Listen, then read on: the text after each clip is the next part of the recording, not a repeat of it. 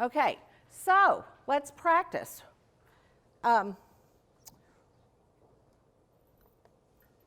Since it's been a minute since I have had a student, then I thought that what we could do is I could ask one of you to think, or if a couple of you have a particular student that you work on together that fits this bill, then let's practice, let's play with it. Because I think until we do it and see what it looks like, then we're not going to get what, you're not going to get the full picture of what it looks like. So do we have anybody that is working with the same kiddo that you all could, and of course don't tell us who they are or that kind of thing, but you could fill in a few little ifs, ands, and buts. All right, so we have some willing. They have on here, donate, get to the communication matrix. The communication matrix was created through a grant. And there have been several grants that have gone with it. Right now it's in a grant and it's about developing a community of practice. And that grant is about to be over, but this is a tool that, where does it live? Where do these things, once grants come and go, it's become a really huge tool to use. And they also have developed some more things. They've developed a very good report that can go with these. Not only would you have this, but then they have developed a report that if you pay $6 per report, then you could spit it out and it would be a lovely, lovely report that's out. I'm in negotiation with the communication matrix folks with another state. And when there are multiple groups, say like this group, if you all were to say, wow, we really like this, we think it's needed, I am in negotiations with them right at the moment for them to reduce that price for a set amount of people, I don't really know the outcome yet because they're looking into facts and figures and stuff, but really that cost is to offset the cost of the website. It's not that anybody is, getting rich off of this. That was one of Charity Rowland's big things. She wanted people using this. It's not that she's over there cashing in. It's more about, it costs money for these websites. It costs money for all of these others. So it's an offset thing so that they can have this community of practice and develop it, and more people will have. You would be able, I've got this kid who, and you'd have people from all over the country who can come in and say, oh, well, I use this resource and I use that resource. So that's what this donate is and that kind of thing. Okay, so if you go into, and the website is communicationmatrix, all one word, .org. And I need to look. Okay, I've still got 30 minutes. So we should be able to do it. If you're new to this website, it will say sign in or register here on the front page. And you can sign in here. It's pretty, you do it with an email and a password.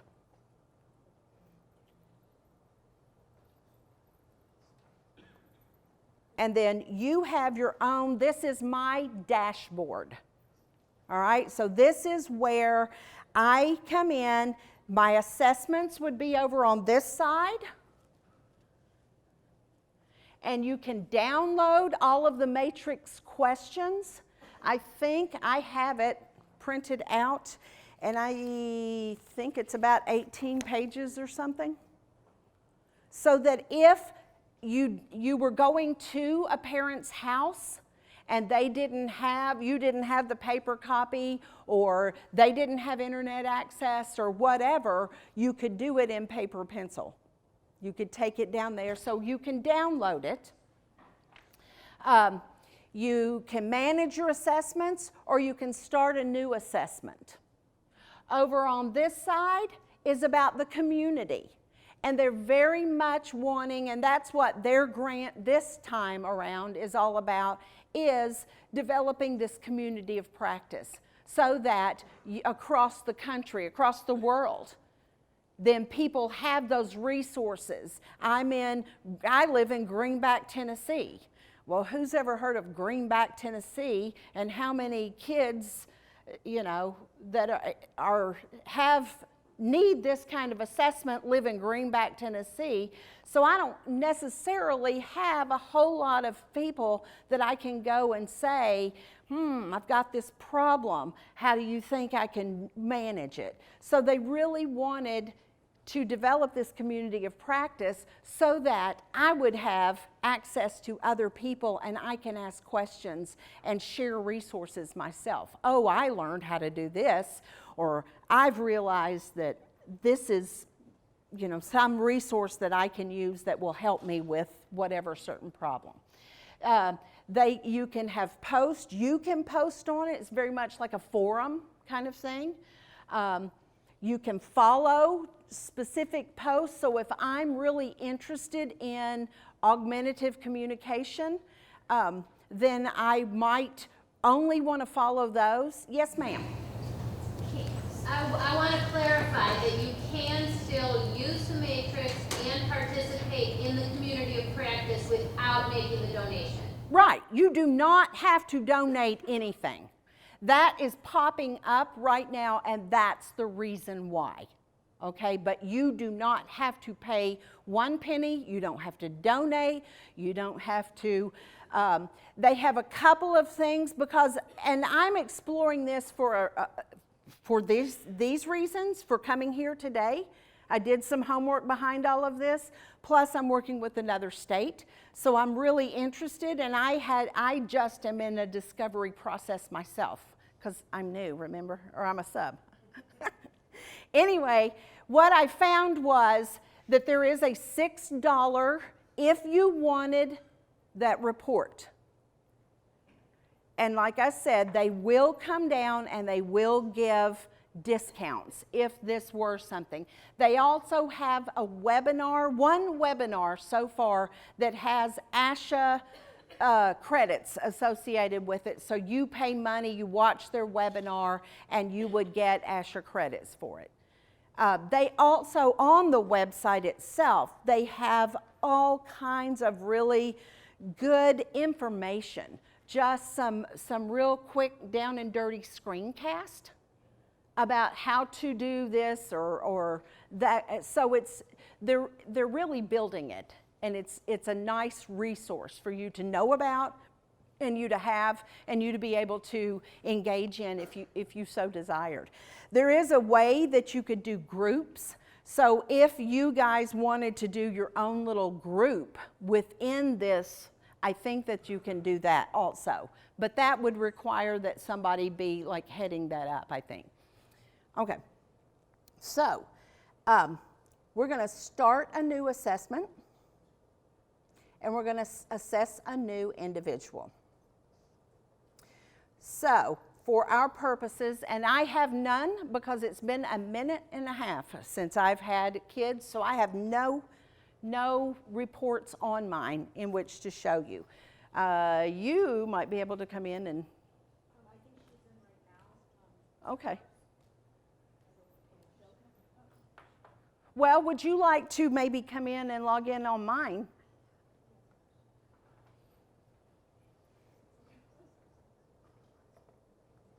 Yeah. So she has a list of, and their assessment IDs, they've chosen to use numbers, which is fine. It doesn't, it's your own coding system and maybe that's what y'all do at your school. I don't know if that's how you manage it, how y'all. Yeah, it's everybody. Okay, so everybody in their school uses this, and then this is when it was entered, this is when it was administered, and they don't have any more days to edit because it was last May. So, bless you. So if we wanted to look at, So the student is Casey and then the assessments are different people? Why don't you go to Catherine, because her mother I know wouldn't mind any information being shared the second one down. is that, okay. No? You just go down a little bit more. Let's go down a little bit more. The next student. Oh, I'm sorry. There you go, that one. Okay. Is that correct? The student is the name and the identifier are like you, I believe we actually use the student name as part of the identifier. but then the assessment ID is two different people? Or, It was 2 different times. It was 2 different times. So, see, they used Catherine's here, and she has 2 assessments. The one that was above that had 3, so that's been done 3 times. So every time that they have a kid, then they start with the kid, and then every time that it's done, then it's underneath there because you use the same identifier. And you're able to go in. One was a teacher, one might have been a speech language pathologist, so that it was done by 2 different people. Okay, so one was done, she said one was done by a teacher, one was done maybe by a speech pathologist. So it was done 2 times. Okay. So if we want to view the, okay, here we go. So here is the profile on this child. And the gray means that they've surpassed it. They went on and started. Remember those 3 questions? So that automatically takes you to that list of questions. And so when it starts with that, then it automatically says they've surpassed and you don't have to go through those questions. If they've, you know. And that opening question, where you describe, remember the A, B, and C? Where you describe, that's where it's going to start you. And automatically they're going to assume that they have all those other skills. So this child, they started with the 3rd one, with statement C, where the child was able to, where's the opening?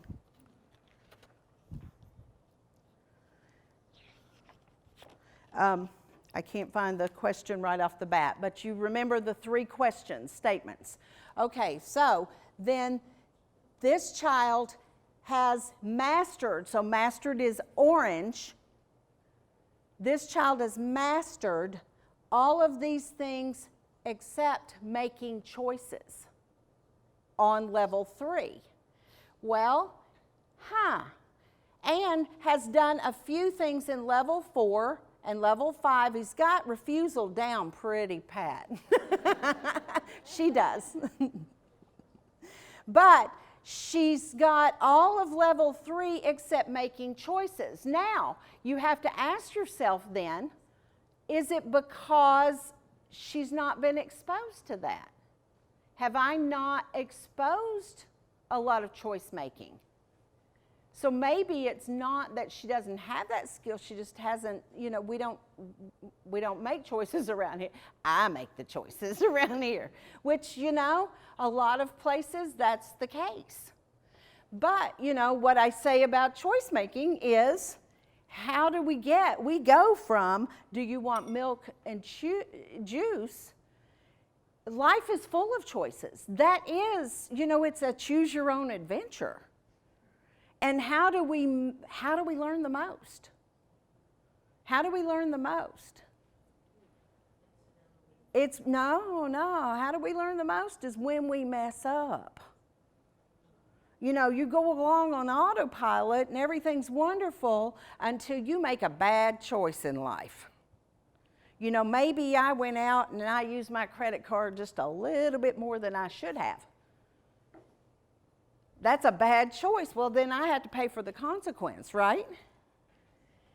But I've learned in that process, I don't ever want to do that again because I don't want to go through this. What we do as teachers, as educators, is and especially in special ed, we're guilty of, we don't ever want them to fail. Bless their little hearts. They've been through so much. So we want life to be autopilot for them really good. And we don't want them, if they're going to make a bad choice, we're going to prevent them from making it before they even make it. What we don't realize is if they make that bad choice, they're going to learn too. And they won't make that choice again. They'll even learn why they don't make that choice. So that's a very important thing. And choice making, when I see something like this, I do have to ask. I do have to say, maybe it isn't, it's just that we haven't exposed it to them or presented it in that way. So therefore, that might be something that I want to put on my list that we're going to add to this kid. We're going to make sure, either I'm going to make it as an IEP goal, or I'm going to make sure in my classroom and as I set up and do, that I'm going to provide opportunities to make choices. Because choices do truly start with, do you want milk and juice, to do I want to live in Chicago or somewhere else? Do I want to be married to this person or not? You know? It's the making the choice, but then living with the consequence, or figuring out and problem solving the consequence. So that's why, well, and that's my personal little bandwagon. So we'll get off of that one too and move on. All right, so, and then you see that there's emerging. So there are several things that are emerging. And some of these things, those are the things that you could put on an IEP. Those are things that you can make sure that, oh, these are the things we really want to work on. This was done in May, so maybe I want to work on those things, put it in an IEP, and then go back and reassess after a certain amount of time to see what has happened. See if that's made any difference, if they've moved them along on that continuum, because communication is a continuum. Michelle. Are you going to look at the customized reports later? I don't think so, because I don't have access without paying $6 and have a kid and all that good stuff. Well, they do have a good sample customized Then report, we can, and then inside of that, they have those sample IEP goals, and Right. it's nice to contrast a typical behavioral goal of don't or behavior with their goal that frames behavior in a communication Right. system. So that might be interesting, just FYI. And we could, I kind of designed this so that we did play and look at it, because I think that that's the best way, instead of just, oh, this is a really good tool, here you go. Have fun with it, you're on your own. Let's, so I kind of have left it so that we are able to go in and play. And, some of you probably do know the communication matrix and this website a lot better than I do, and I would say, come on up. Because, all right, so.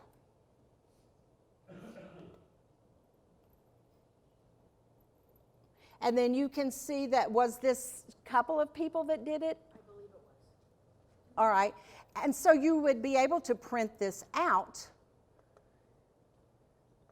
and see if there's a difference between what they had done on the first assessment, or what, let's say, the classroom teacher as opposed to the parent, or whoever it was that made the difference, And you, of course, having this being in your profile, you would know who did what.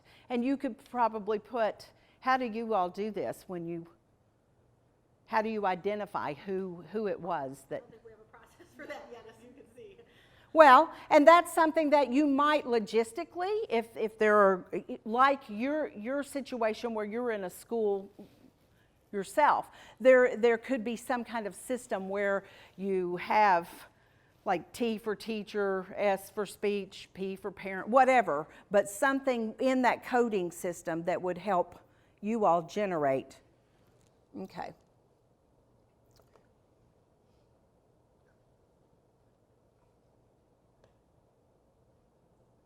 And then there's also a way that you can trash. I don't think there is a way that you can transfer. I don't I'm pretty sure, you know. But now that I see how it's set up, it's all set up under one account, so that we all would have access within the school. Is that how y'all do it, is one account? Okay. And that's, okay. Okay.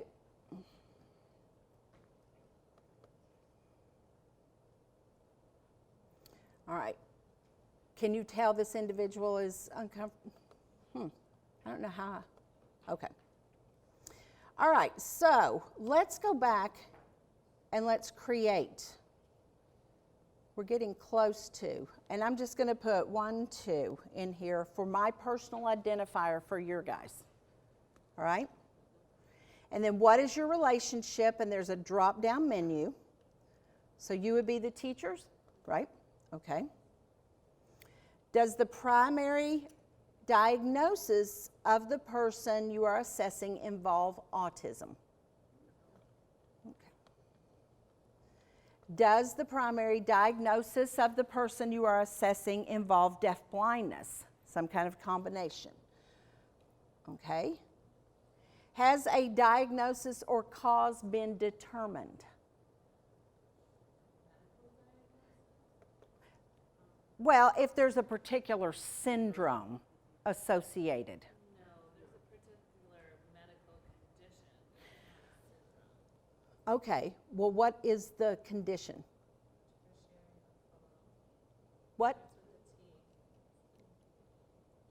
Tertiary. Yeah, it's like a heart thing. Oh, right there. Yeah. No, keep going. Oop, Yeah. I lied.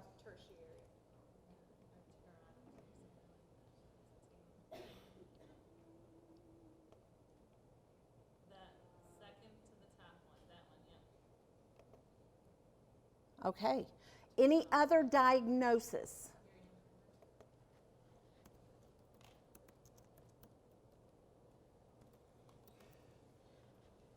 Is there any additional information that you would like to provide about the diagnosis? Seizures.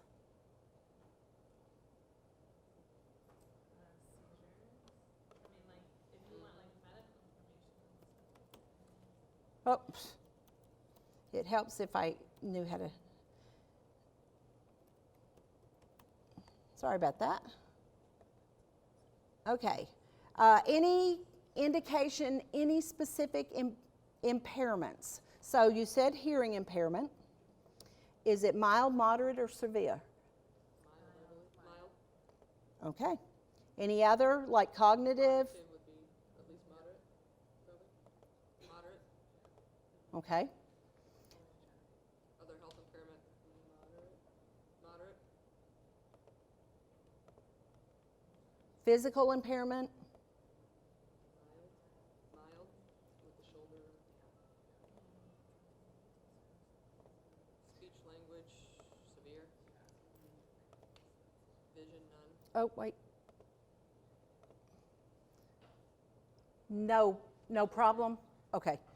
Other impairments of any kind? Source of diagnosis?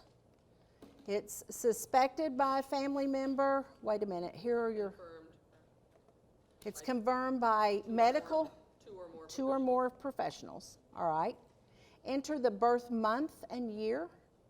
So birth month, We're making one up, right? Just do it 9 today or whatever. September. So it does ask, and I'm going to say, oh, what year? So 2003. Okay.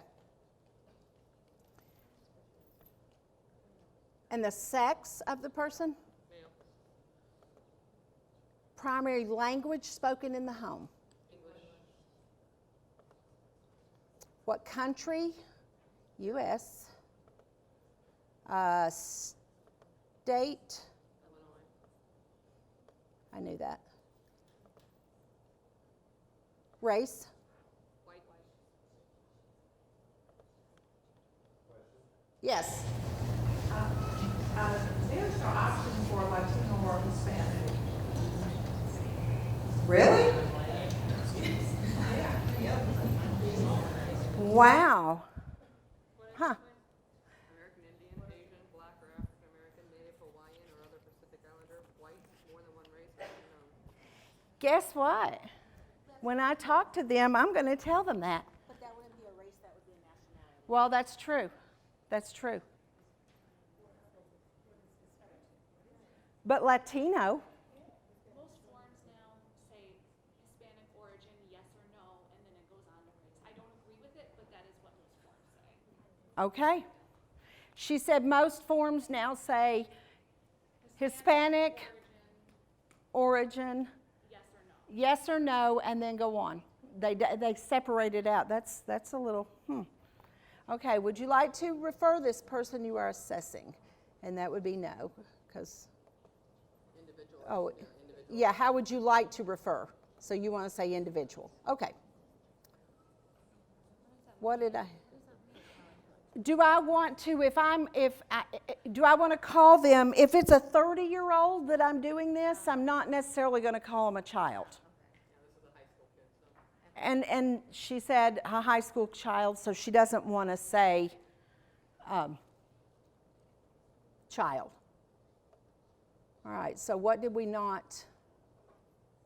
Oh, I guess you have to go through all of them and put none if there's not anything.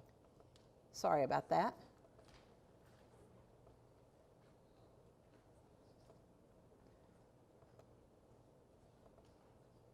Which this part is a little tedious, but you know. Okay, so we're going to submit.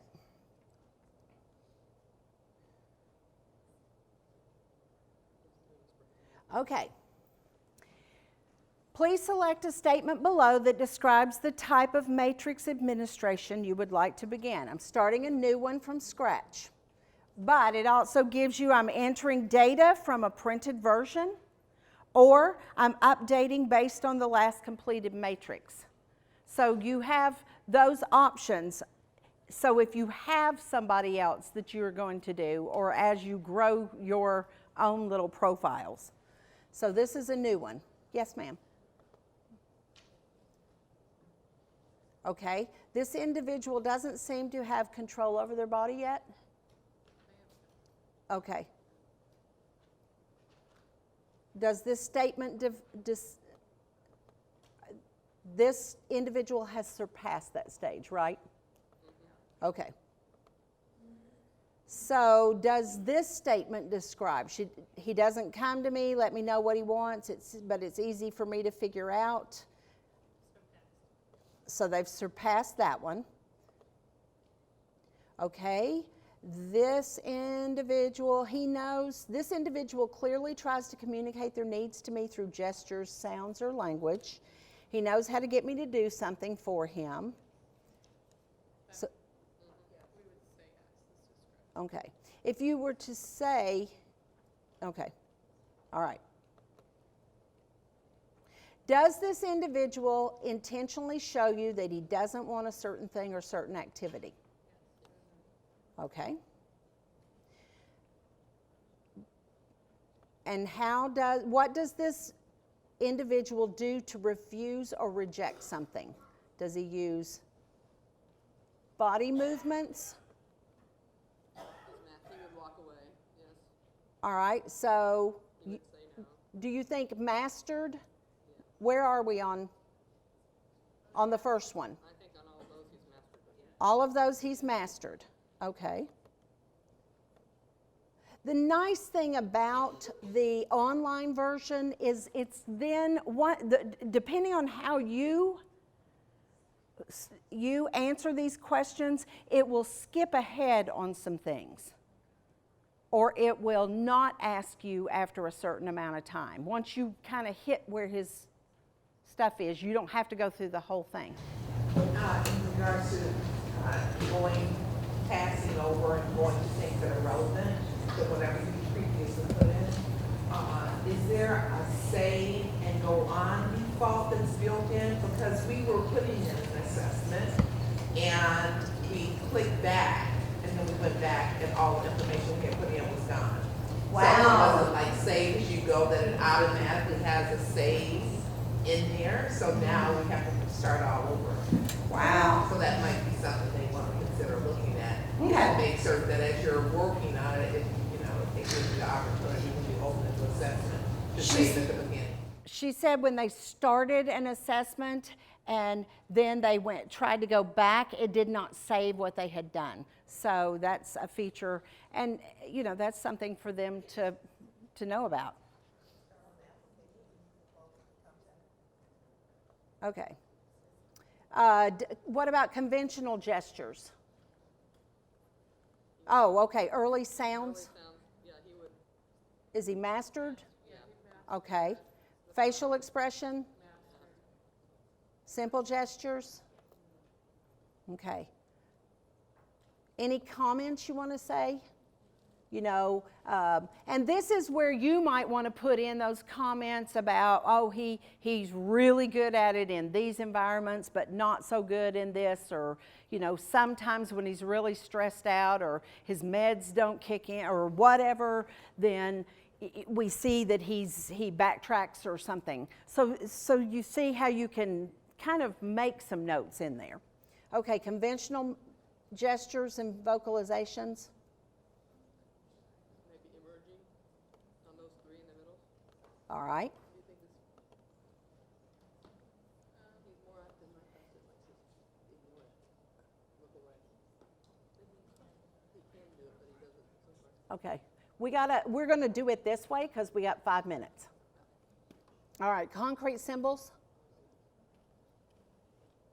Mastered, emerging, not used. We do use symbols, like, yeah, emergent. Okay. And then abstract symbols. All.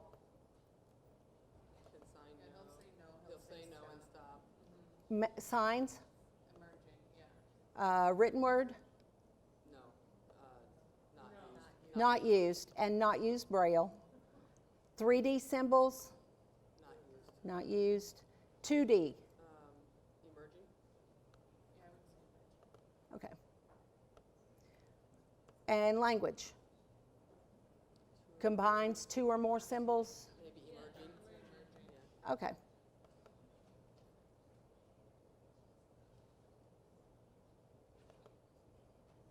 Okay, does this individual intentionally show you what he wants more of in an action, such as peekaboo, making it something, and you just stop doing?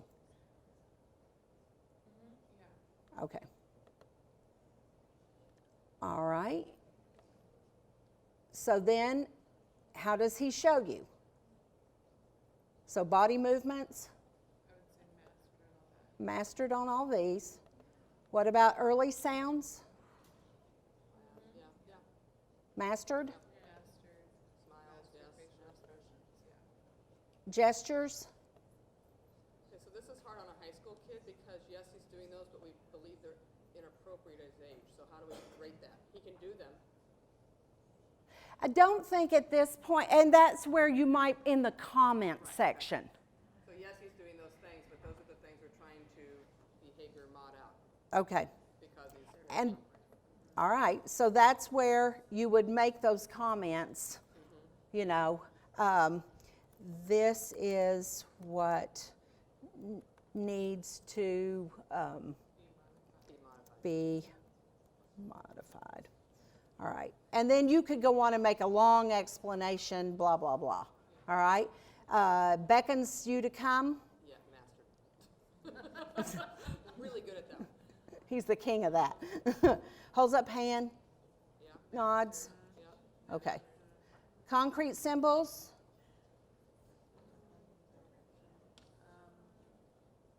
Emerging. And I'm, okay. And then abstract. All of those. Braille's not used. Written words not used. Abstract, 3D, not used. Not used. 2D, emerging. Okay. And once again, and language, combining 2 or more. Emerging. Okay. All right, then the next is request new actions. Does this child intentionally indicate what he wants to perform an action? All right, so how? And that's where I'm saying that it gets redundant and you're thinking, oh my God, we're never going to get through here. But then you also see the pattern of it, and it can go pretty quickly. All right, so mastered on the whole bodies again. And facial. Gestures. Yes. Visual. Yes. Conventional gestures. You said he was the king of that. Yep. Concrete symbols. Emerging on the pointing to things, wanting, and that one. Yeah. Pantomimes, yeah. Mimic sound. Or, Yeah. okay. Abstract symbols. I'd say he's emerging on those. Spoken, yes. Written word, no. Right. Braille, no. Abstract, no, and then abstract 2.0, 2D, yes. Okay, so you see in the pattern here where the top two and then the bottom one. All right, language. Emerging. Okay.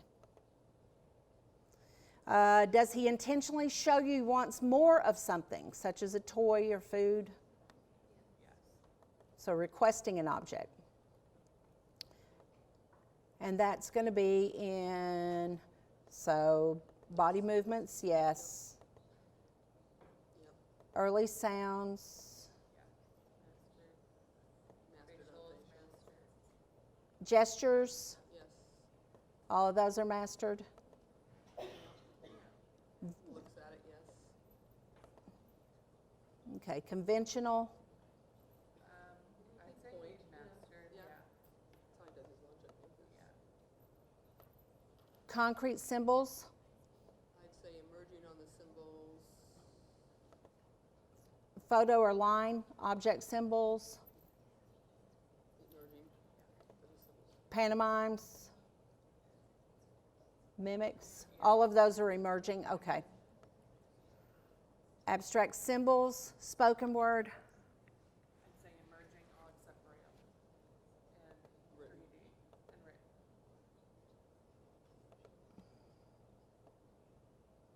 language. Emerging. Does this individual intentionally make a choice? Yes. Okay. And how? So we're going to say the same in terms of mastered body movements. But you see that there's not as many now. Simple gestures, yes. Visual. Conventional. Yes. Mastered. Concrete symbols, same. Yeah, emerging on the, Did you say emerging or okay. yeah, emerging. Okay. Abstract symbols. So same, emerge. Emerging.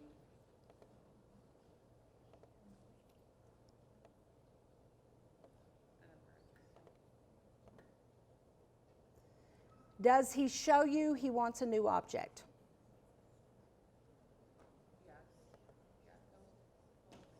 Okay. So language, the same kind of. All right, so.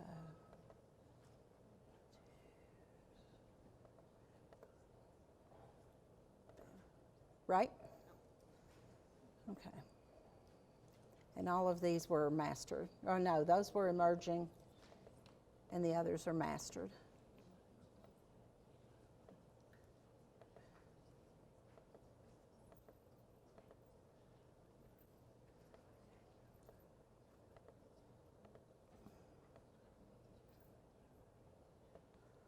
Okay. Does this individual intentionally request things? Yes. If we leave this and walk away, is it possible to come back? I think that I'm going to ask them to stay and let everybody else go eat lunch, and we will finish so that when we come back, how's that? What I'd like to do this afternoon, our friends that spent their lunchtime going through, how much longer did it take you all? Another 5 or 10 minutes maybe? So it doesn't take long to do this assessment, okay? So do you all want to talk a little bit about what, see, the first parts were mastered. You see that at level 4 or 3, he's mastered all of those. Level 4, he still has some things that are emerging and some things that are just not there. Now, do you all want to talk just briefly about a little bit about what you're trying to extinguish, the behavior part of this? Because I think that's what's really important to you guys. And then we'll talk about how the behavior part kind of plays into this, you know, and you in your in your line of work. This, I will tell you that this afternoon I'd like to shape this where it's more of a question answer talk about. We're going to explore the website a little bit, but we're not going to, you know, I'm not going to just stand up here and do this because I don't, you know, I don't have that much to say. We thought it was interesting. No, you're not going to hear. Oh. This does not go through the speakers. So it goes only to the camera, so your voices will be heard on the camera version of this. But we also want to speak up because the interpreters need to hear us, as well as the audience. So, yeah, if you want to. We thought it was interesting because those 2 things that are mastered in level 6, so communication strength, are actually the 2 things that we're working on a current FBA and BIP to start to extinguish or to replace. And those are, in level 6, the 2 things that he's mastered are we request attention and greets people.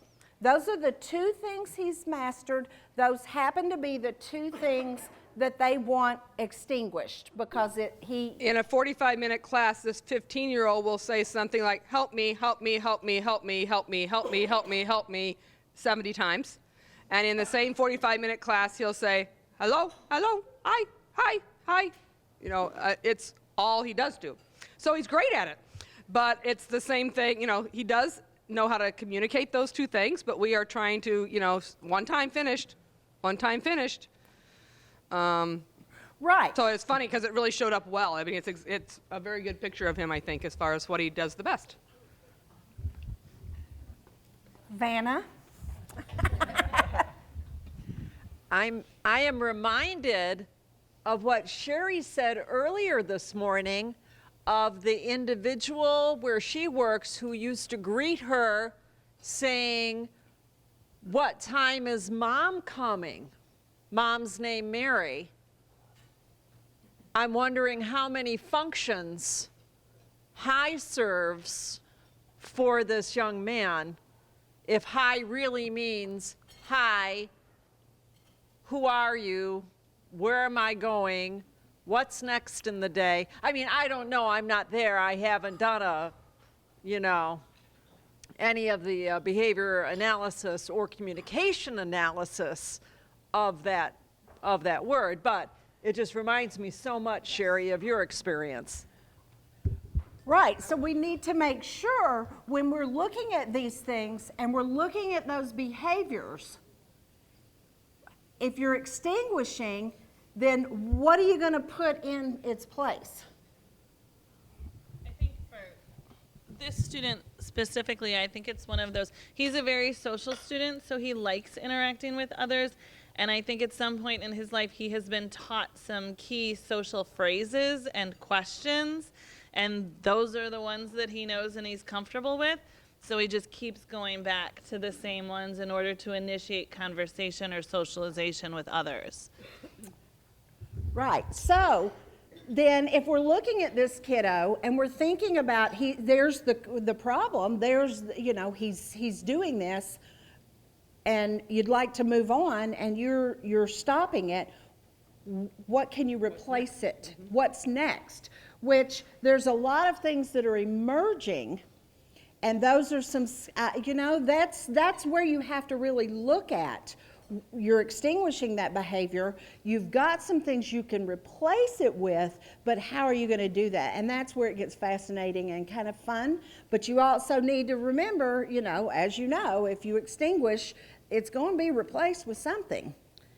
God help you. Because it could be like, where's that hey, hey, hey, And I also say, like, so one of his key things he says is like, are you mom? And we all just assume he's asking us if we are mothers. And we could totally be wrong. And so we have now increased this behavior because when he asks us, we answer him like, yes, I am a mom, I have 2 kids, so now I'm engaging in like this social interaction that's increasing the behavior when we don't even know really if that's what he's asking because his communication is so low. Like I think we've been stuck like assuming things and then our behavior has been promoting what he's doing. And part of me wants to say, I think I would probably start saying, I don't know, am I? And turn it back on him to see what his reaction is. He does it also with, like, if you use unique learning and they have those little stories where there'll be like a picture of a woman in the circle who says, like, so-and-so has 13 things to say, you a mom? And he does it to the black and white picture on ULS. So it's Wow, not just that's an engaging interesting. thing. It's a female picture means you a mom. Huh. We're all mothers. And the first time he greets you is very appropriate. Like he'll come back from PE in the hallway and say, hello, McHugh.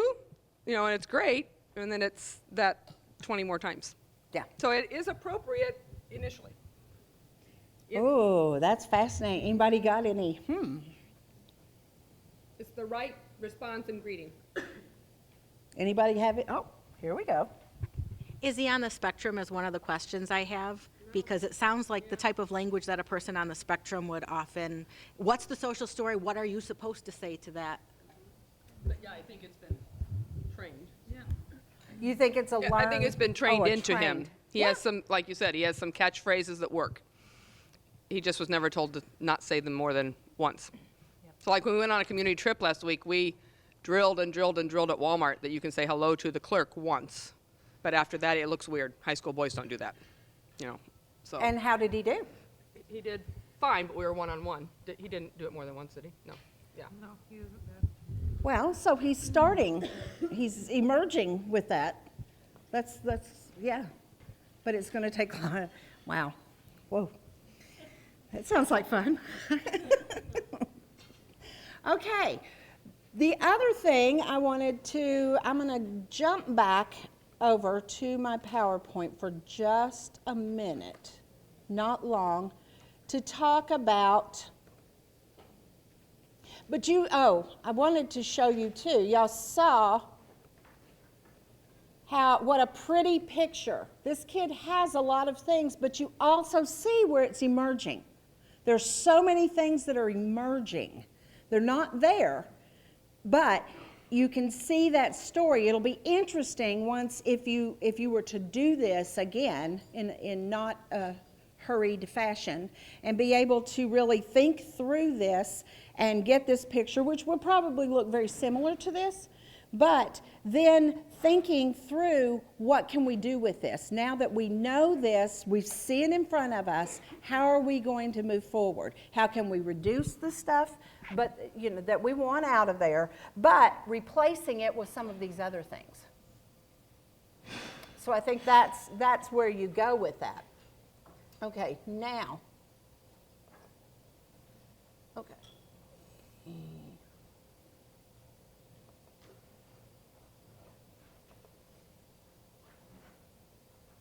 Okay, so when you use the matrix to plan instruction, then you're going to address those specific intervention goals for the child's current level. So if the child has a very small number of communication behaviors or messages at the current level, or you're going to start targeting some of those behaviors at the next level. So you want to continue to work on those things that are emerging, but you want to look forward also. What else? And it also can bring in, it's much like the picture that you showed of the choices that was white, then you ask yourself, is it because he doesn't know how, or is it because we don't? Do we need to add choices into his day? Is that something we need to do to on our end? Is it because of our instruction, or is it because, you know, he just doesn't know how to do this? But And for us, it was pretty much what. For us, it was the student was learning to communicate with objects, and they look just like the objects that are on an object schedule. And when you get that first object, that's what you do next. So you never go to the second choice, because as soon as you know what to do, you go and try to do it.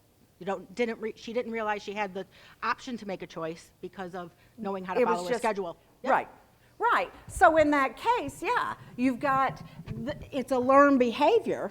And so that might be then, I've got to change my instruction a little bit to make sure, or maybe I need to take what she's used to out of there and put something else in so that I'm sabotaging, so that she has to ask for it. So, you know, there are lots of things where you're starting to look.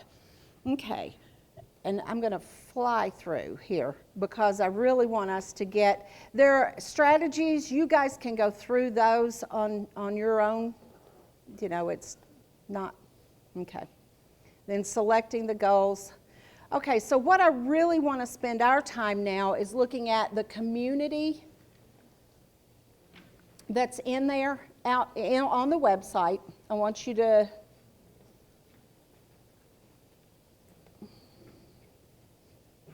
there. Okay. The community, and then there's also a sample report.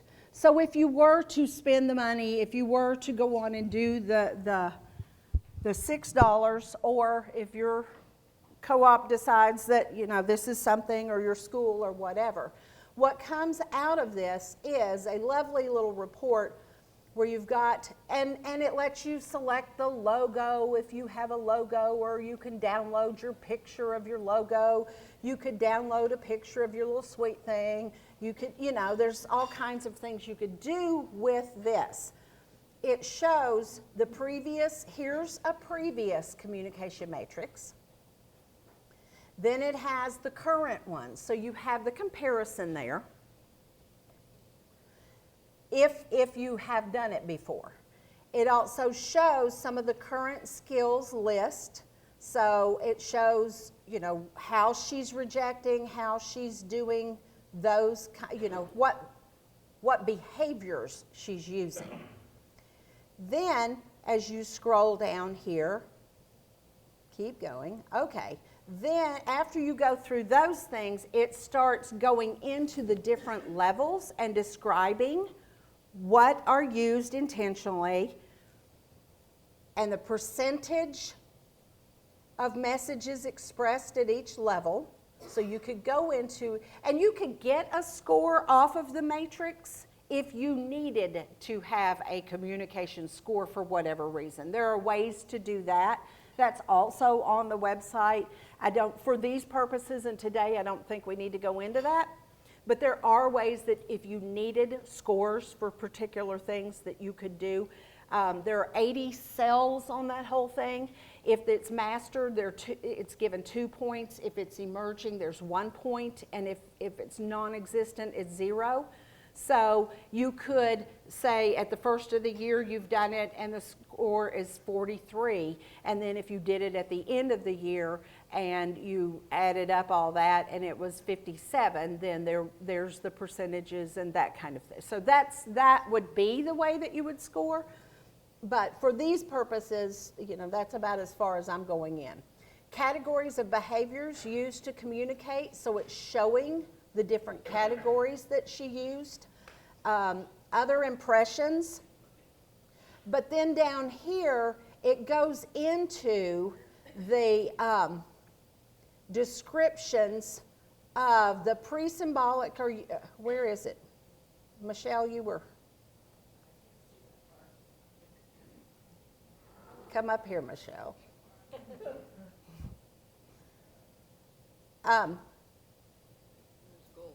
There it is. Here are some goals, And it says symbols, like this one says, symbols represent or stand for something else. At level 5, individuals use concrete symbols that physically resemble what they represent. They look like, feel like, move like, or sound like whatever they represent. So it kind of describes a little bit and even gives some examples.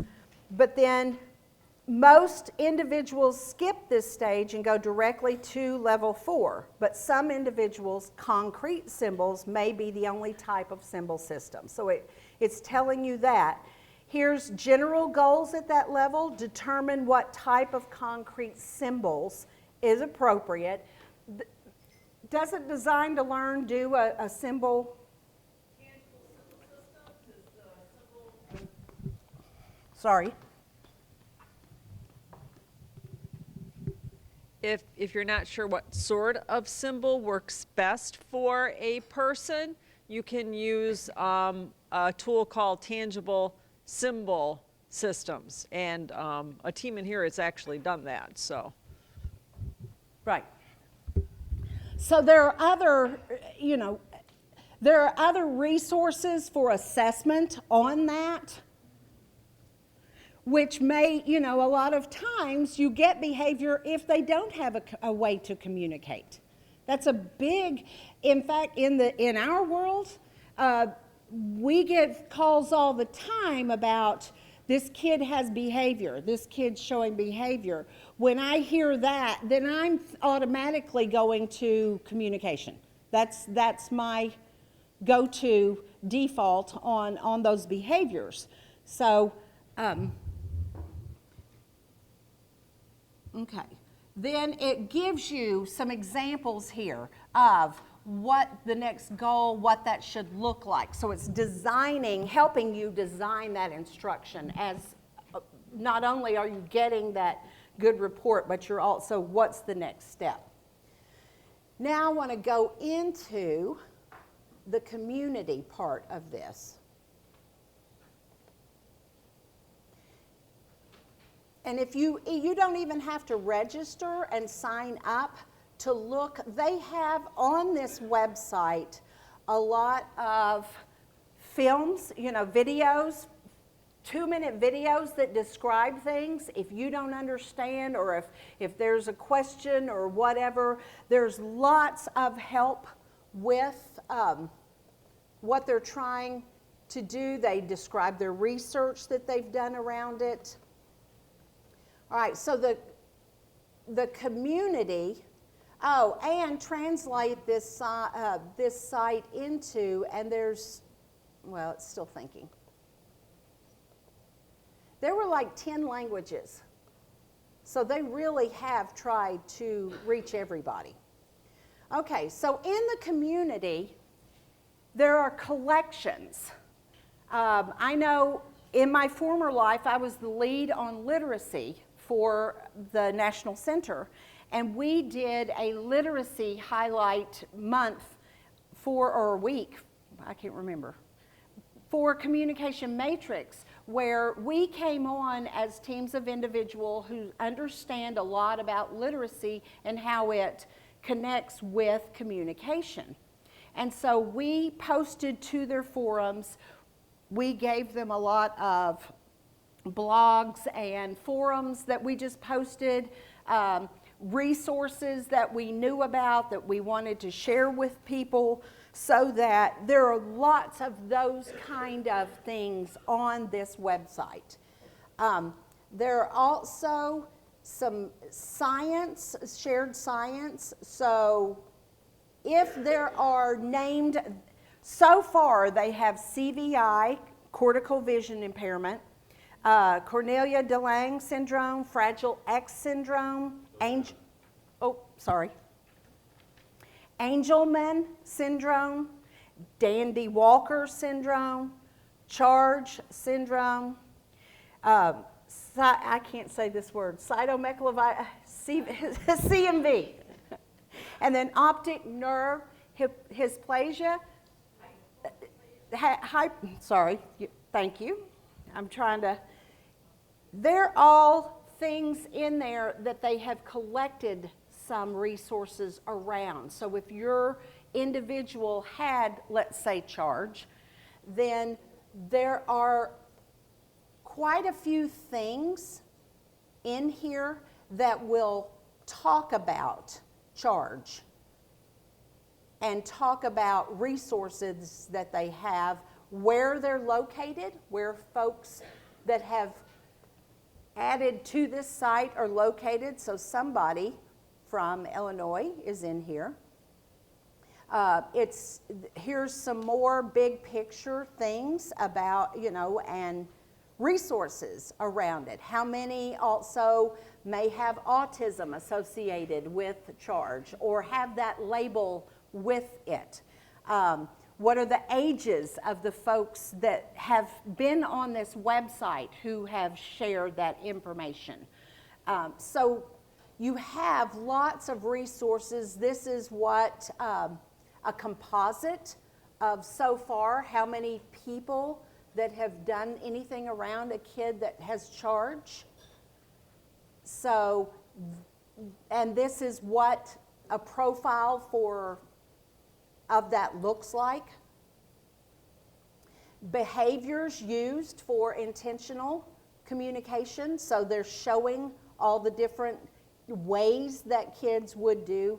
That's if you're looking at particular syndromes.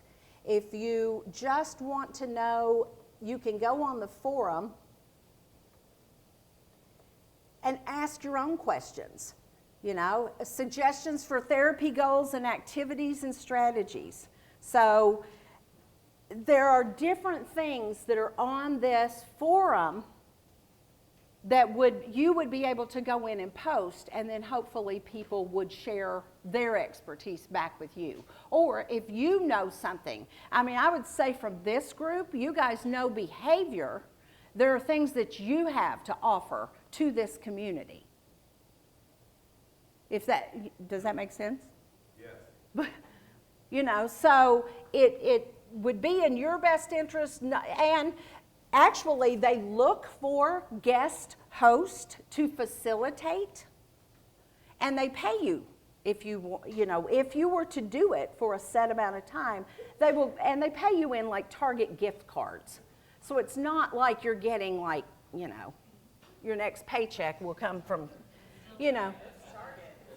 It's a small, little thing, but it's huge in the eyes, I know as a teacher, shoot, yeah, it's Target. It's a gift card. I can either use it for myself or most of us for your classroom. So if you are interested and you were to say to them, contact them and say, I'd love to host for you, and I will do it for a set amount of time. Usually it's a week. Sometimes it's a month, but most of the time a week, and anybody can do it for a week. And I don't remember how much it is, but it's like 25 to 50 maybe or something. So it's not huge, but it's a thank you. It's a way for them to thank you for your time. And all you're doing is going in. You might post a few things, like maybe some resources in behavior that the average teacher, we're all busy. So if wow, this article is really good, or I found so much from these resources, or I'm talking about behavior and these are the top things you need to know as a classroom teacher. Because, in my eyes, we're in a war here. We have so many diverse kids. And as a teacher, you don't have time to run out and find all these resources and do all this deep research that you need to find in order to help with these kids. So if you can find things that can help somebody else, that can give them those snapshots and give them hope, because I think there are teachers out there that are drowning every single day. So, I say to you, and once again, I don't work for Communication Matrix, so it's not that I'm doing any infomercial or anything, but I can say it's not a hard deal. You kind of, somebody else posts to you. You may or may not get anybody who says, oh, that's really interesting, or, you know, well, what about this? You're hoping for that. If it happens, that's wonderful. If it doesn't, they'll still send you your gift card. So, you know, but you want to be somewhat responsive and you're steering the conversation a little bit. So what we did as a group was we got a collection of things together that we knew, like on this day we're going to put this out, on this day we're going to put this out. You know, and it was just small. Wasn't any, because nobody has time to read a whole bunch of things either. And so that's something that I think is really good about this, and this is something that they're really working on trying to do. So far, like they were suggestions for therapy goals. This person wrote, I think this assessment tool is great for shared understanding between therapists, parents, caregivers, teachers. What is your go-to for suggestions on therapy goals and activities or strategies? And nobody has posted yet to her. And they may or may not, you know. But there are others that are quite, there have been 63 people who have visited that. It was done the 1st of September. So, and this is the first of the school year. So I would imagine not a lot of people are on there. I would imagine there's a lot more when there's downtime.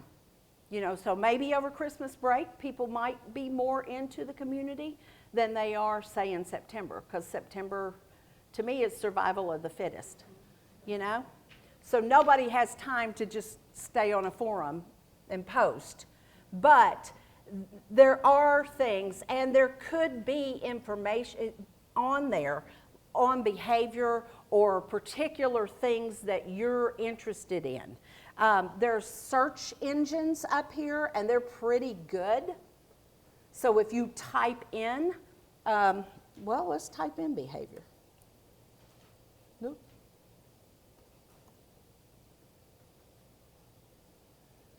And it helps if I could spell.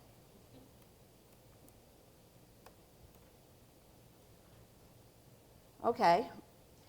So now all of a sudden we have popped up all kinds of results.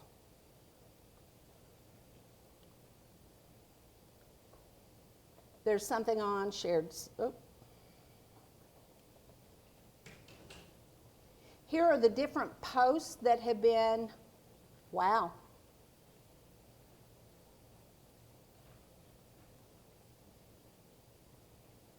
So if you look, there's all this about behavior. Now, that doesn't mean that necessarily all of them are things that you guys are interested in, but there could be some information on there.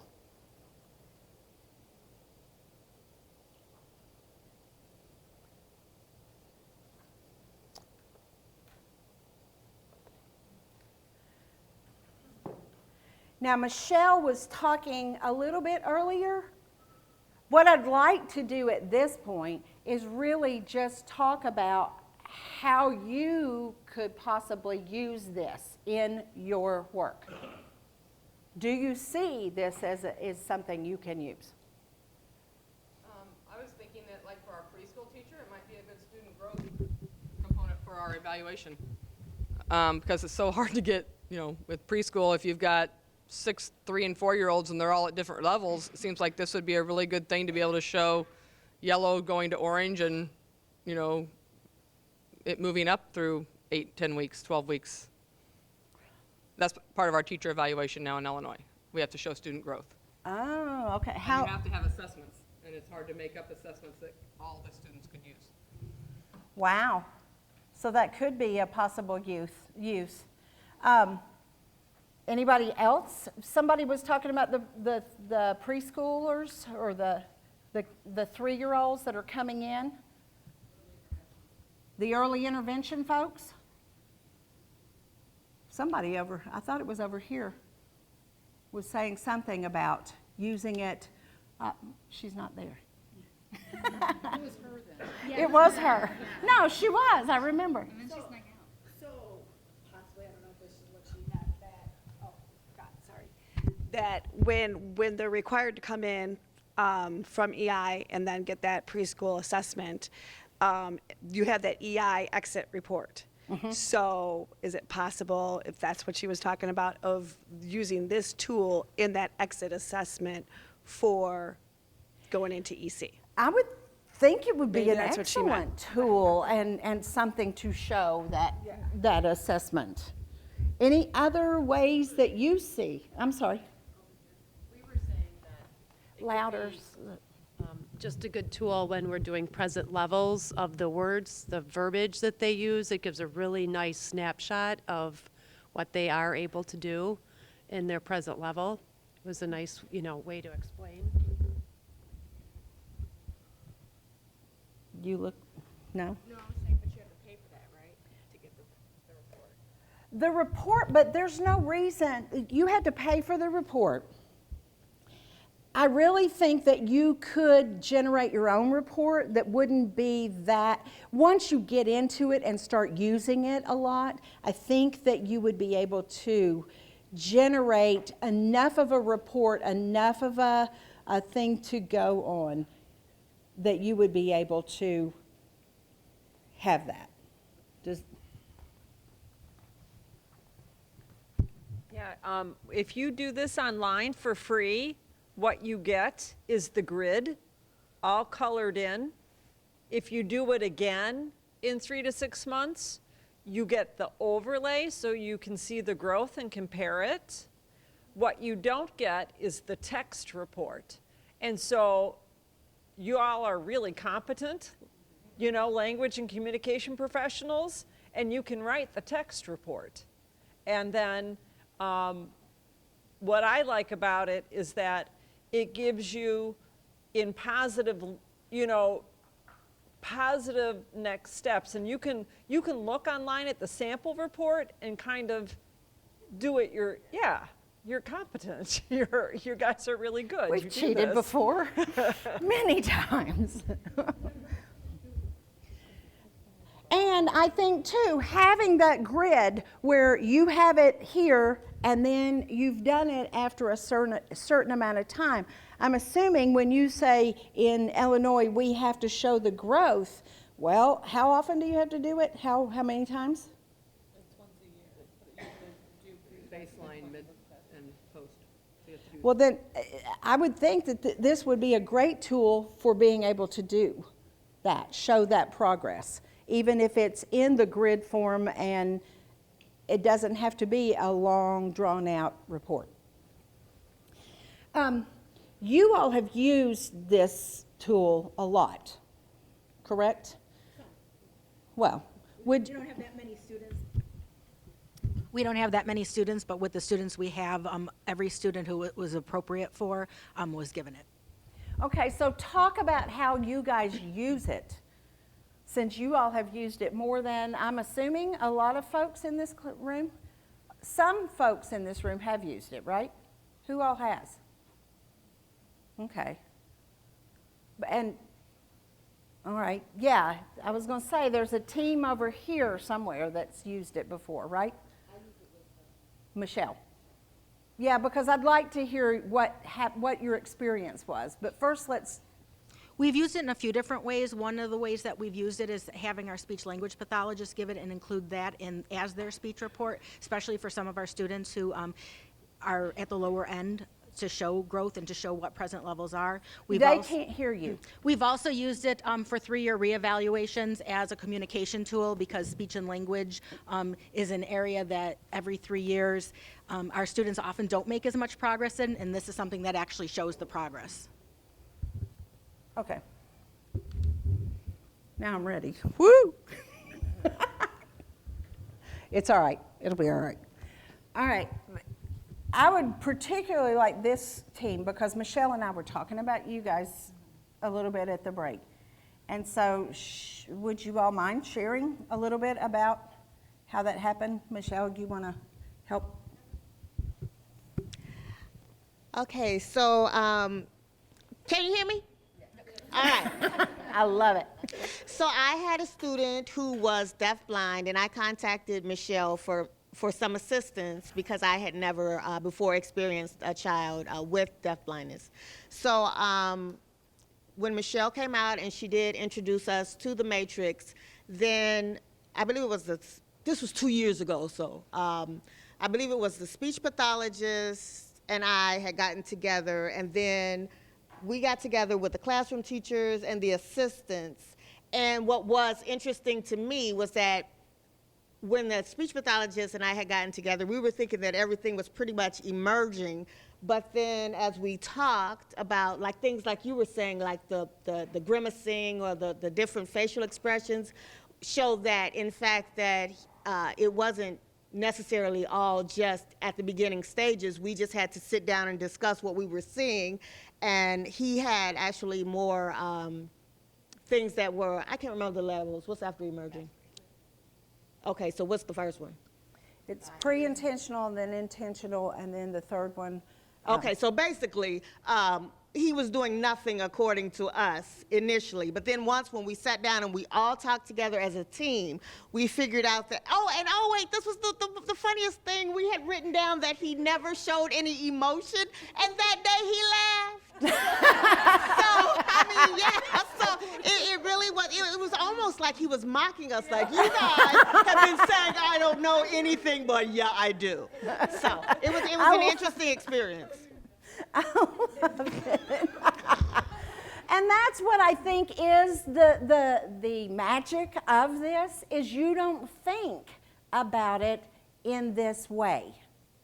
You don't think about communication in this way. And so it gives you a chance to really look at and think about. And then when you have it there in yellow and orange, then it's really like, wow, this kid really is doing a whole lot more than we ever thought. And I do want to also say that 2 years later, I still have him. And I think had we not gotten together and done this, I would still think he's not doing anything. But I can see now that he's not doing the same thing, so he is progressing in his way. And then we just have to figure out what his way is so that we make note of the fact that, in fact, he is moving from one stage to the next. Bingo. Yay. What's my prize? Oh, well. You said bingo. So I am calling Communication Matrix and have them send you a Target gift card. Like they'll answer me. But that is the beauty of it, is you don't see it. You don't see it in the day-to-day. You know, you really don't realize, and you get caught up in the thick of things. I'm sure even this team that did this matrix, and now it makes you look at this guy a little bit differently. And you start thinking about, wow, maybe we should do this, this, this, and this. Or maybe when we're extinguishing this, we add this. And that is the beauty part of this assessment, I think. And I also like the fact that they have the report, not the reports, but the community, so that if I have, and we all have, I've got this kid who, and it's a lovely thing to have some place where you get, dear diary, you know, and hopefully somebody will come through and add something. This is Emily, is the lady who has taken over the communication matrix, and she had written something in here. So this was about behavior, because when I came through and did just her collection, or no, on behavior, this one is the one that popped up, and it was about, you know, she wrote some things, learn to recognize the behavior states and the behavior patterns. See, that's also something that you really are looking at. Behavior states. And do you know what I'm talking about with those levels of state, of whether a kid is really sleepy or if they're those hyper, really, you know, busy little guys? So those are the different states of behavior, and when's the best time to get instruction. So there are things in here about that kind of thing that I think are going to be helpful to you in your jobs. Well, I think too for the newer, sorry, I didn't realize this is an amplifying. I think too for the newer itinerants, we're a hearing itinerant co-op. So I think one of the things about having a matrix that you can pass along to the next person, or after I do the initial evaluation, that I can hand off to an itinerant is really wonderful. Because I'll think back and I didn't realize that there was something before turns to name. You know, like, okay, the kid doesn't turn to his name, so what do I do? You know, what do I do with him? How do I, you know, what goal do I write? There's nothing there. And of course, then I took some EI classes, and sure enough, there's a lot there. And to be able to hand that off to somebody who also may not realize how many steps come before that in communication, it's really great. Right, and I like the way that it's broken down all of these stages of communication. You know, because even though I knew quite a bit about communication, even learning about, like you said, all of those different things that I hadn't thought about, and it just broadens my teaching and makes me a more efficient, effective teacher. Anybody else have a question, comment, share? I was going to say, when we were in here at the beginning of lunch doing this, we all four know our student pretty well, and we got to something about answers a question, who, what, or where, and we're all like, oh, I don't know. Well, we hit on the video thing, and as soon as we saw the video of what they meant, we're like, oh, yeah. So I think those are very helpful, too. We were talking about how it was going to be difficult maybe for parents to do it, and if parents can click on that and be like, oh, my kid doesn't do that, or my kid, because you see what it looks like. Right. You don't just have to read a thing that says, responds correctly to who, what, where, when, why questions. We're like, oh, no. Well, then it was something like, well, so-and-so, where is the flower? We're like, well, yeah, if I ask him that, he'd be like, there's the window, or there's the... So we knew right away it was okay, and I think that's a helpful thing. Right, and that was on the assessment. As they were doing it, up at the top, do you remember seeing the picture? There was a picture of somebody, and they asked the question. Right beside it was a video.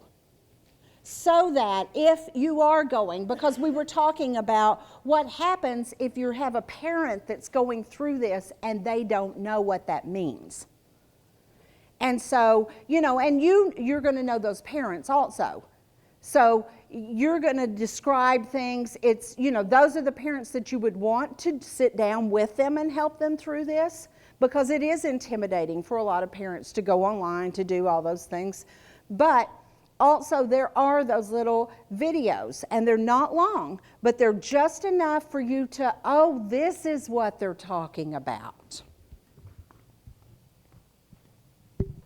In addition to being helpful for parents, I think it's also helpful for those school teams who for the first time ever have the child who's deaf with additional disabilities and maybe don't know yet how to differentiate or how to look at communication through that new lens. So how do you look at a who question for someone who's not signing or not speaking? How do you know that that student has answered that question successfully? So, good point. And there was something else that when you said that struck me, but it's gone. I have like a statement. I don't know what to do. I have a student where we talked to the parent about him communicating how he worked, because he has a communication board, but he does not use it. And we tried to get trained on using the communication board. And when we asked Mom, does he use it at home? She says, oh, well, he talks and uses it at home. We're like, well, when he's at school, he doesn't say anything. It's like, I don't want to say he's mute. I can force him to use language. But Mom says, oh, at home, he's always, he talks to his brother and this, that, and the other. But at school, he doesn't use the communication board. It's very quiet, barely speaks. So when you're working with the parent, she's saying one thing, and at school, we're seeing something completely different. So I don't know how to go about that either. And she noticed it too, like if they go to the doctor, she's like, oh yeah, he gets very, very quiet once he goes to the doctor. So I don't really know what he can and can't do, because Mom's saying something different. So listen to what you're saying though. When he's in different environments, right, then he's not, you know. But it's hard to, like, if I were to do this or to share with the team, mom is saying something out, so how do we fill it out based on what we see versus what mom sees? How do we know what to actually work on? You know, the more I work with him, I kind of know, okay, he kind of can do these things. I just don't know if he's matched with them because he gets Because he's not, yeah. But it goes back to we all are different in different environments. And he's a guy that's, and I've seen kids like that. Yeah, I had one that his mom came in and, oh yeah, when he's at home, he does this and this and this, and he watches the Weather Channel, and when the weather changes, he makes this sound and da-da-da, and we're like, Because what I got out of him, and I would do things to prompt him. I would like take away the pencil and then tell him, write your name. You know, I would do things to set it up so he'd have to ask me. And all I get was, and it would drive me bananas because he would go, you know, that's about the response. But then he'd leave my classroom, go back to his other classroom. I'd see him in the hallway, and he'd go, hi, Donta. And I'm going, where did that happen? What happened there? So it's frustrating. And I think they also speak Spanish at home, so I'm like, oh, now we have there's this. another. But we asked her, does he speak more Spanish? And she was like, well, brother speaks English, I speak Spanish. And I'm like, that doesn't really help. So the communication board can go from Spanish to English. So now I'm like, I don't know which version he uses at home, don't know what language. Like, wow.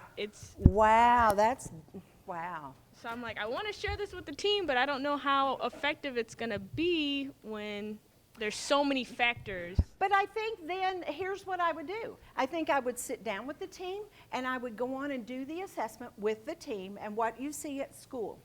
I would ask the mom at home to do it at home or do it with mom from her perspective, because you know they're two very, very different, right? Yeah. And then I think I would get everybody together and say, how are we going to do this? What are we going to do? Because I think that that's where the strength of the team comes out, and you're going to have to get creative with it. You're going to have to play around with it. You know, maybe it is a matter of, and I'll go back to that, developing that trusting relationship. Because at home, he feels very comfortable. If it's a bilingual family, then, you know, there's another little thing that you have to deal with. But I also think that that's where the strength of the team and problem solving, you're going to have to, you know, much like all these other kids, you're going to have to come up with all kinds of creative problem solving, you know? But I would definitely just compare. And then ask mom, what are some things you think would make him? I'd bring brother in. I'd bring brother in and say, what do you think? No? Well, brother has his own issues, so I don't know if okay. I mean, that's true. There's a lot of things happening in the household, so it's just like, I don't know. I gotcha. So maybe, you know, but that's, yeah. I know oftentimes when I've had extreme reports from home environment to school environment, and certainly there's different expectations, is that we will follow up with a team home visit. A couple of weeks ago, our team went out and assessed and stayed for an hour or so and saw how he was interacting in the home and communicating with mom, and then we showed mom some things that we do at school to elicit certain responses and to encourage language from him. And so it was an exchange, but it took some time, and so now we're going to ask mom to come into the school and be a part of the classroom. So just going out to see how the environment, how the little sister plays into it, how does the attention that's being taken away from him when she has to care for the younger child and so forth. See, I think that's beautiful, and that's I think what you have to do. Is to go home and do a home observation and to have a homeschool connection. Right, because I think that if, you know, that also to me sends a big, powerful message to that kid. I'm special. Well, they're special, plus, you know, we know where you live. And the expectations start to become congruent. Yes, and mom When you and use the same teacher language. are on the same page. And So, Spanish is the first language in that household. oh, wow, that's beautiful. Give yourself a round of, oh, excellent. If I had a gift card, girl. See, I'm going to give out imaginary gift cards. Oh, clip it up. Oh, sorry. Oh, you don't like it that way? You're no fun. All right. Anybody else? Because I really think this is where it helps. This is where you problem solve. You know, I love that you're asking, well, what should I do with this kid? Because I think that that's the strength in this. And anybody who has some solutions, because I bet some of you have been through similar things like that. There was a hand up over there earlier. No?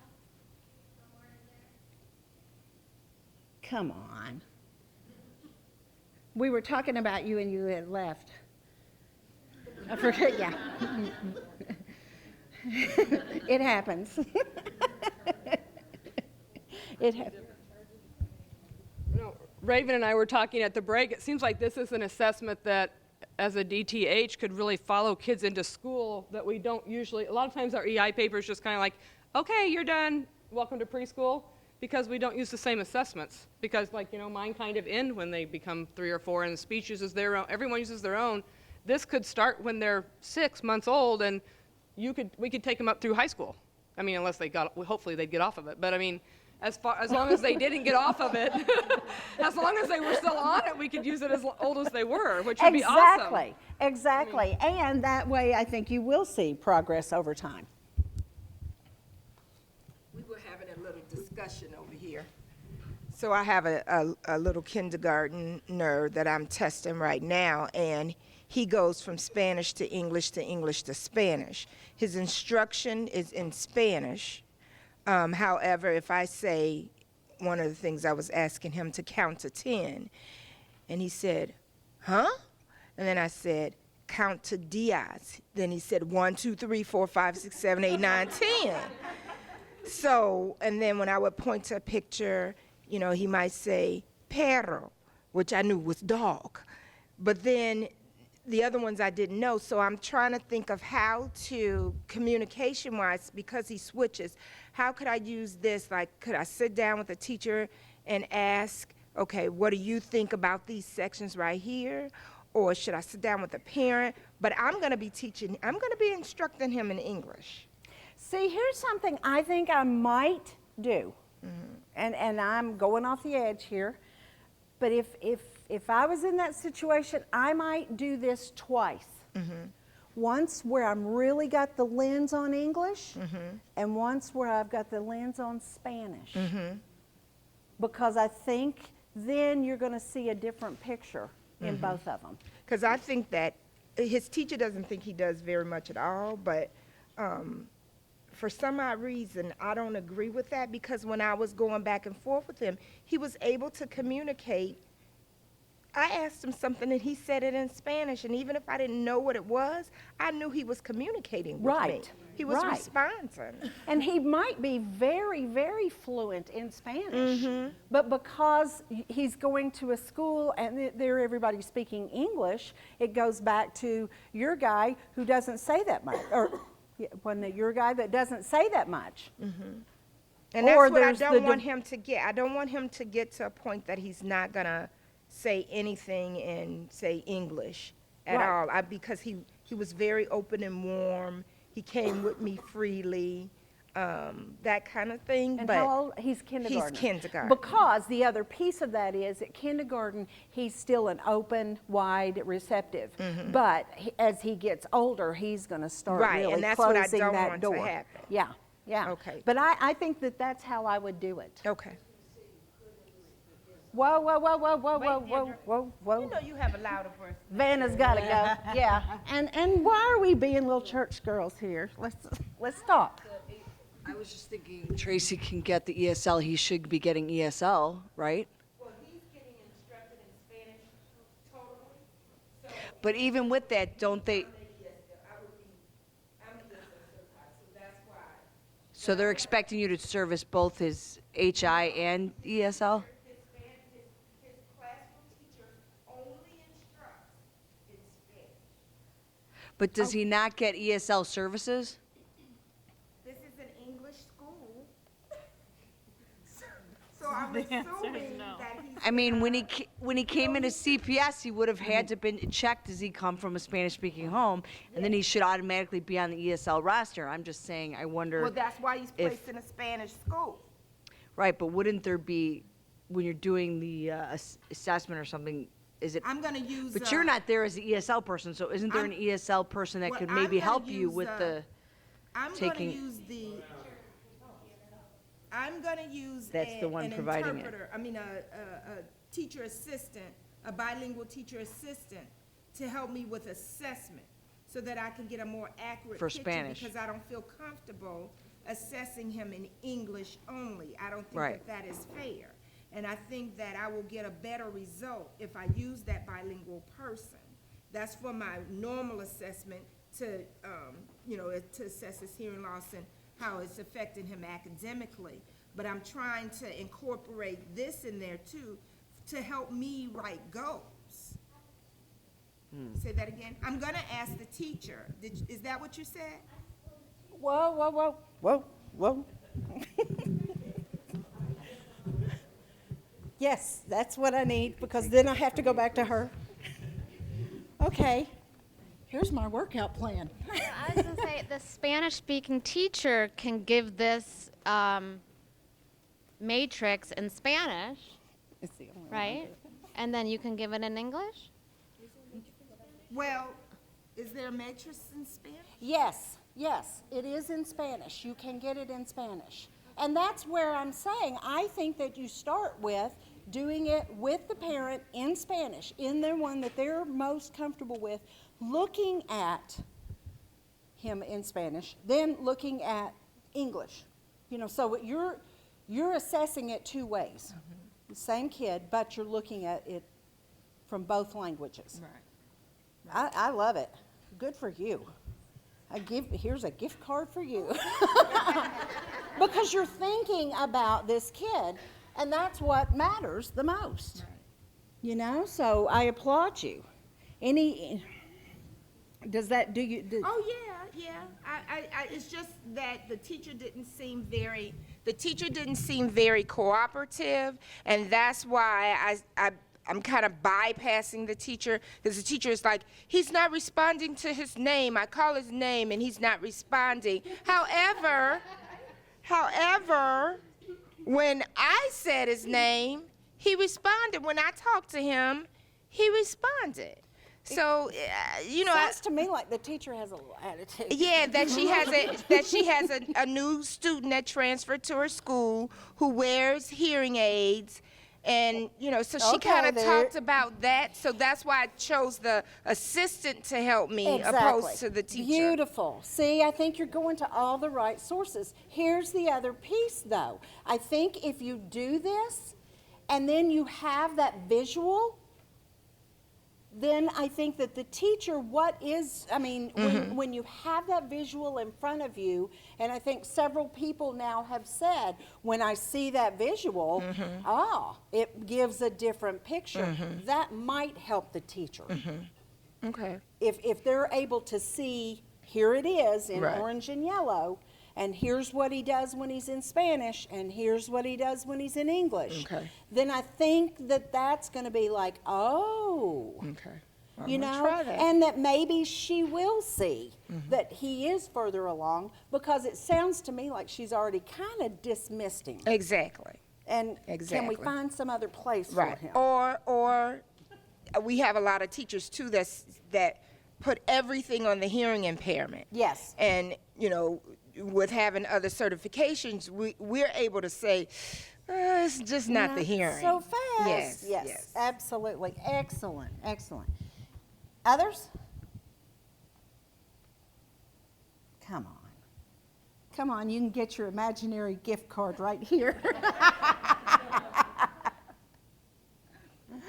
What do you think was your biggest? You guys have used it the most. What do you think is your biggest aha from using the matrix?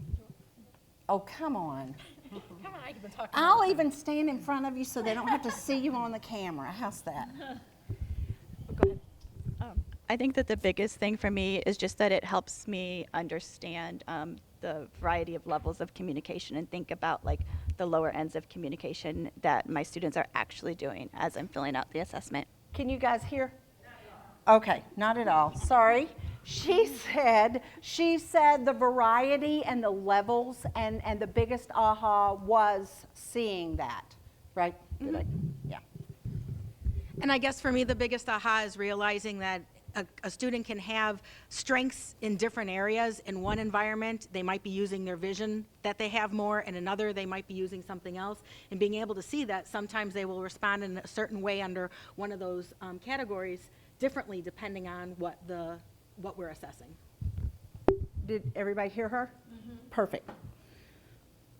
Yeah, so I really think, and where are we? Ah, okay. We're winding down, girls and boys. We're not bad. We got 20 more minutes. I really think if you start diving in and delving into it a little bit and playing with it, and I think you're even looking at kids that you're not even thinking about at this point.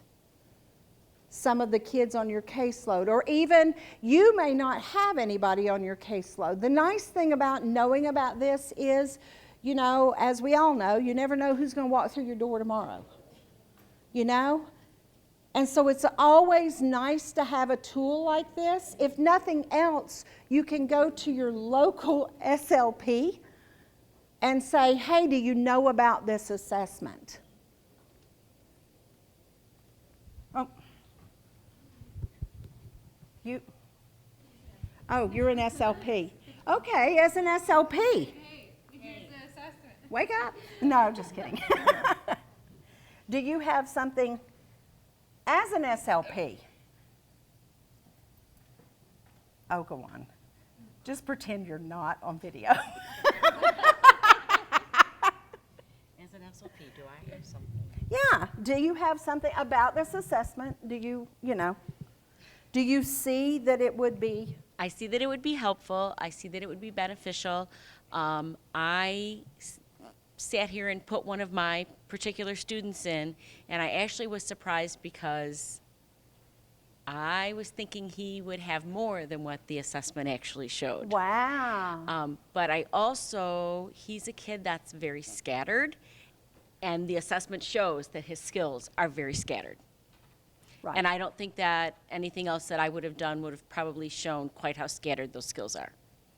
But see, I think that to me goes back to the point I made earlier today about seeing these kids that are so splintered. And for me, then that helps me identify where those splinters are, because what happens is we usually teach to the same thing. You know? It's like, here's our bag of tricks, and oh, well, we know he has problems with this, so we're always going to work on this. But then when you look at an assessment like that, well, wait a minute, he's really kind of mastered that, so maybe I need to move on, you know, or maybe there's something else that we need to do instead. He is also a student who parents report that he's much more communicative at home than anything that we've seen. So it would be interesting to get their perspective when answering these questions and see how it compares. See, this makes me want to give y'all my email and say, okay, now follow up. I need to know about this. I need to know about you. I need to, because it'll be interesting to see. When I've done things like this with parents, I think it validates some of them. Oh, wow, he really does. And then others, it's real, where they might elevate it, but then when they see it actually there, then it's like, oh, that's different. Much like what you're saying. You thought that his would be this way, and then it was another. But I think that would be fascinating. I'll let you know how he does. My email's on the front of the thing. I would love to know, because I think that's interesting. Fascinating. when you follow up on some of these things. Anybody else? Come on, give me a good one. Last gift card.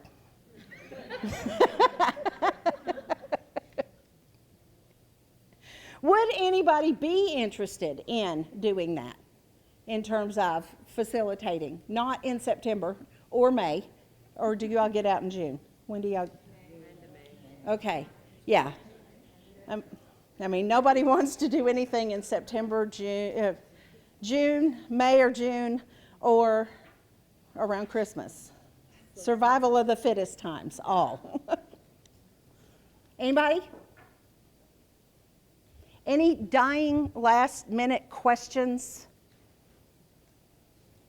Do you think then that this is going to help you in your job? I mean, was it worth it? Because I really last night lost sleep. I did. I lost sleep over you guys. Did you find it? I will. I will on my way home. Okay. Could we use this with a student without hands? Yeah, I think you could do it. I think that that's where you note it. They have no hands, so therefore then sign would not be. But then what are you doing in terms of communication to help them to have some kind of Is there thing? any? Michelle?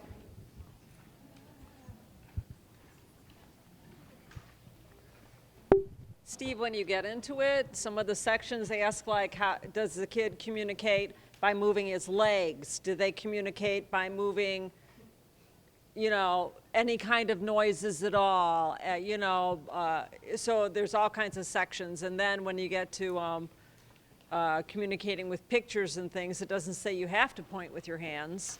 You know, any kind of pointing system that they worked out would work. So yeah, I don't think that not having hands would not be an issue in using this tool.